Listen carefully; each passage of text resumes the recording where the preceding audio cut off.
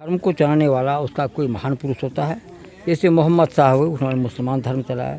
ईसा मसीह हुए, उन्होंने ईसाई धर्म चलाया। बौद्ध हुए, उन्होंने बौद्ध धर्म चलाया। जैन हुए, जैन धर्म चलाया। लेकिन कहीं भी सनातन धर्म को चलाने वाला, स्थापित करने वाला नहीं है।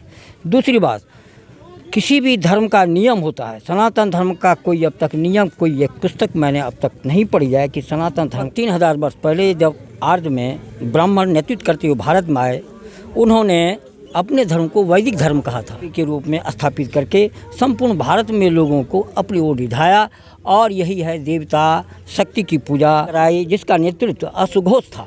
उसने कहा कि अरे इसको भी भगवान मान लो, भगवान बुद्ध को भी भगवान मान लो और इनकी मूर्ति पूजा करो। और उनकी मूर्ति पूजा में वे ब्राह्मण पुरोहित हो गए। जिस तरह से अब उनका व्यवसाय चलने गया, इसी को लोग सनातन धर्म कहते हैं। जब ये टैक्स लगा गया तो ब्राह्मण ने आकर कहा कि हम हिंदू नहीं हैं, हम लोग तो आर्य हैं। जैसे आप लोग आर्य हैं, विदेशी हैं, हम भी आर्य हैं, इसलिए हम पर टैक्स नहीं लगाए, इसलिए उनको जजिया टैक्स नहीं लगा। ये प्रमाणित है इतिहास में, यह हजारों जगह लिखा हुआ है कि ब्राह्मणों को कोई टैक्स नहीं लगा, क्योंकि ब्राह्मण उसके तरफ चले गए। ब्राह्मण को छोड़ करके जितने जाति थे उस पर दिया टैक्स। आपको ईसाइयों देश में बहुत लड़ाई हुई है, वही लड़ाई का ये अखाड़ा बनाने के लिए, महाभारत बनाने के लिए ये जो सरकार है वो तैयारी कर रही है। नमस्कार, मैं नीरज कुमार, आप देख रहे हैं बिहार एक नई सोच। अभी हमारे देश में सनातन धर्म को लेकर पूरा बवाल मचा हुआ है। एक स्टालिन के बेटे हैं, स्टालिन है खुद, जो वो मुख्यमंत्री के बेटे हैं, उसने कहा कि सनातन धर्म जो है एक एड्स की तरह है। उसके बोलने के बाद जो है पूरे देश में बवाल मचा हुआ। एक संत जी है, मैं उनसे बात करेंगे कि सनातन धर्म क्या है और सनातन धर्म पे इतना बवाल क्यों हो रहा है। क्या नाम हुआ बाबा आपका? सुधीर चंद्र शास्त्री। तो सनातन धर्म क्या है? सनातन धर्म है ही नहीं, क्योंकि किसी धर्म को चलाने वाला उसका कोई महान पुरुष होता है। जैसे मोहम्मद साहब हुए, उन्होंने मुसलमान धर्म चलाया। ईसा मसीह हुए, उन्होंने ईसाई धर्म चलाया। बौद्ध हुए, उन्होंने बौद्ध धर्म चलाया। जैन हुए, जैन धर्म चलाया। लेकिन सनातन धर्म को कोई स्थापित करने वाला कोई महान पुरुष हमारे भारतीय ग्रंथों में कहीं नहीं लिखा हुआ है। चाहे वो वेद हो, उपनिषद हो या कुछ भी हो, कहीं भी सनातन धर्म को चलाने वाला, स्थापित करने वाला नहीं है। दूसरी बात, किसी भी धर्म का नियम होता है। सनातन धर्म का कोई अब तक नियम, कोई एक पुस्तक मैंने अब तक नहीं पढ़ी है कि सनातन धर्म का ये पुस्तक है, ये उसका नियम है, ये उसकी पद्धति है, ये उसका चलने बुलने का या उसका जीवन का कोई शैली हो। कहीं भी सनातन धर्म का कोई पुस्तक अब तक हमको नहीं मिला। लेकिन बड़े बड़े वक्ता होते हैं, स्टेज पे बैठते हैं, लाखों करोड़ों लोग बैठते हैं, उसमें वो सनातन धर्म को एकदम विस्तार पूर्वक बताते हैं कि गीता, रामायण, ये सब क्या है। देखिए, आज से लगभग 3000 वर्ष पहले जब आर्य में ब्राह्मण नेतृत्व करते हुए भारत में आए, उन्होंने अपने धर्म को वैदिक धर्म कहा था।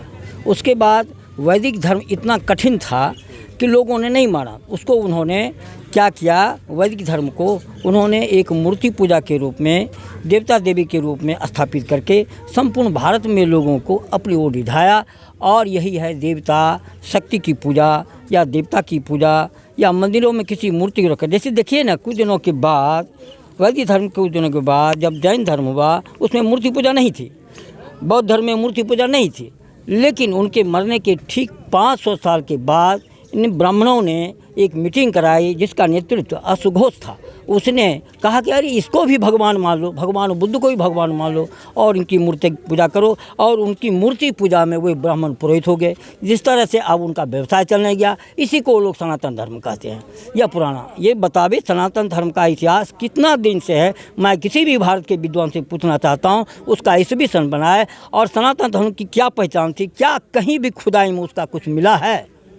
यानी सनातन धर्म, आपके कहने का मतलब है कि सनातन धर्म का कोई इतिहास नहीं है? नहीं है, बिल्कुल कहीं कुछ है ही नहीं। ये बाबाजी का खाने कमाने का, ये संपूर्ण भारत को चारगाह बना दिया है। वो किसी तरह से खाएंगे। मान लीजिए मूर्ति है ना, मंदिर है, उसमें किसी को क्या फ़ायदा होता है? उसमें बाजी बटते हैं और अगरबत्ती जलता है और बाबाजी को पैसा मिलता है। लेकिन सरकार तो अभी राम मंदिर बना रहे हैं मोदी जी। सरकार की देखिए, ये सरकार की नीति है कि हम राम मंदिर के रूप में हिंदुओं को, ये हिंदू भी कुछ नहीं होता है, हिंदू भी नहीं है कुछ। हिंदू का इतिहास अगर पूछना चाहे तो मैं बता दूँगा हिंदू किसको का।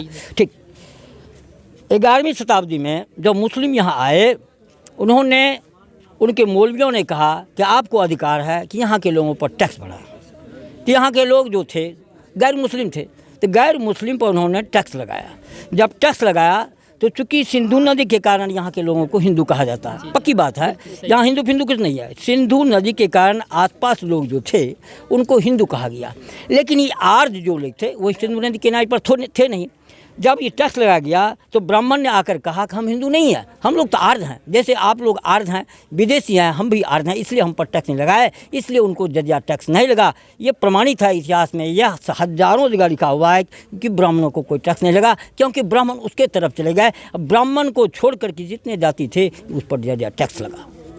ठीक, आज देश में बवाल मचा हुआ धर्म को लेकर, तो इस किस तरह से आप समझाना चाहेंगे उन लोगों को जो विरोध कर रहा है कि धर्म का जो जंजाल है उसको छोड़ करके ज्ञान रूपी धर्म जो भगवान बुद्ध ने चलाया था। बुद्ध कोई धर्म है, बुद्ध माना होता है ज्ञान। ज्ञान माने वह ज्ञान जो तर्कपूर्ण हो, विवेकपूर्ण हो और सबके लिए हो, जैसा कि तुलसीदास ने कहा है, धर्म हो जो सब ही सुलभ सब दिन सब देता सेवत सादर समन करेसा। ऐसा धर्म होना चाहिए जिसमें एक भी पैसा खर्च नहीं हो, जहाँ चाहे वो अपना ध्यान कर लें, ज्ञान की प्राप्ति हो जाए, वही होगा। और इसके अलावा जो कुछ भी करेंगे, आज मान लिया आप हिंदू धर्म करते हैं, कल मुस्लिम 40 करोड़ हो जाएगा, ये लड़ाई होगी। इसलिए आगे खून की नदी नहीं बही हो, इस धर्म की लड़ाई को जल्दी खत्म कर देना चाहिए और संविधान के अनुसार जो धर्मनिरपेक्ष भारत कहा गया है उसको चलाना चाहिए। धर्म को आगे लेकर के आप सत्ता पर जा रहे हैं, कल आपको लड़ाई होगी, बहुत अधिक लड़ाई होगी। जैसे हिंदू मुस्लिम लड़ाई हुई है, आपको ईसाइयों देश में बहुत लड़ाई हुई है, वही लड़ाई का ये अखाड़ा बनाने के लिए, महाभारत बनाने के लिए ये जो सरकार है वो तैयारी कर रही है। ऐसे ऐसे बाबाओं से मिलना चाहिए और ज्ञान को अर्जित करना चाहिए। आज हमारे देश में धर्म के नाम पर सबसे ज़्यादा अगर कोई लड़ता है तो युवा है। युवा धर्म के नाम पर ज़्यादा लड़ते हैं, रात दिन बहस करते रहते हैं, लेकिन ऐसे ऐसे बुजुर्ग से मिलना चाहिए और शिक्षा ग्रहण करना चाहिए। चलिए मिलते हैं अगली वीडियो में, आज के लिए इतना ही। जय हिंद, जय भारत।